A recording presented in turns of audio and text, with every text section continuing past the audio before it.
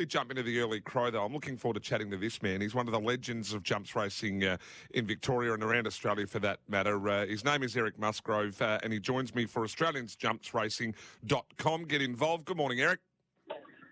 Morning, Miles.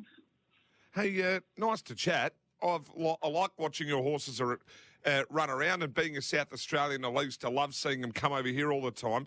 What's the state of jumps racing like at the moment? Because it seems to be, I think, especially with COVID, maybe just picking up a little bit more in popularity.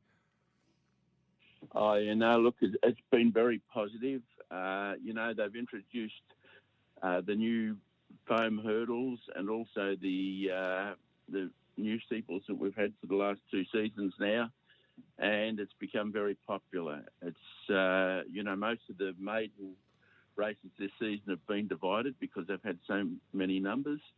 So, it's had a real resurgence, and it's good because it's, they're a great spectacle and they're part of our history, and it's a great spot for horses to go when they've just decided that they've probably lost their enthusiasm on the flat. They seem to, get rejuvenated once you start jumping them, and which is great. Well, we've seen that recently with a few horses like Norway for Kieran Maher. But can you just tell us about the difference in these new hurdles and the steeples for the people that don't fully understand? Yeah, well, the hurdles have been used in England for the last 2 seasons. They fall down easier, but they're made of sponge. It's a firm sponge. The horses jump them well. They've got to clear them. They haven't got brush like the old hurdles had. They don't take them cheaply, and the fall rates just improved enormously, and next to no fatality. So it's a real positive. And the fences we've had now for 2 seasons, they're an Irish fence, and they're also solid in appearance, but they jump them very, very well. Can we settle a bit of a myth or a conversation point? Is my understanding was that if you made a jump, whatever that be, if the horse thought they could push through it, which they were trying to actually make it better for the horse, if they thought they could push through the jump, they'd actually get lazy and drag their legs through it, where if they actually had to jump it, the fall rate was less. Is that correct?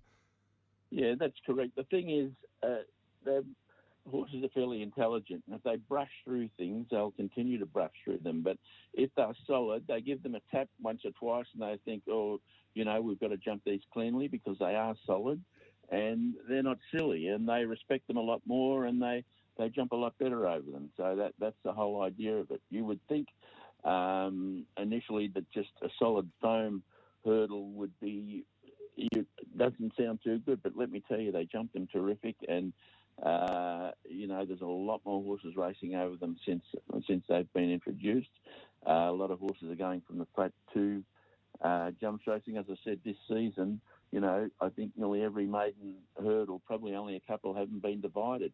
So that'll give you the idea of the people that, trainers and owners that seem to be happy with them and going on for the future. Eric, we've got the Grand National Hurdle meeting at Sandown this Sunday. It's a nice big meeting, and also the crisp, steeplechase. How have you got your runners looking heading into this Sunday? Well, I haven't actually. Most of my better horses raced earlier in the season, and I haven't got a runner in the Chris Steeple, and I've got one runner in the National Hurdle who would probably be a minor place chance. It's a very good race.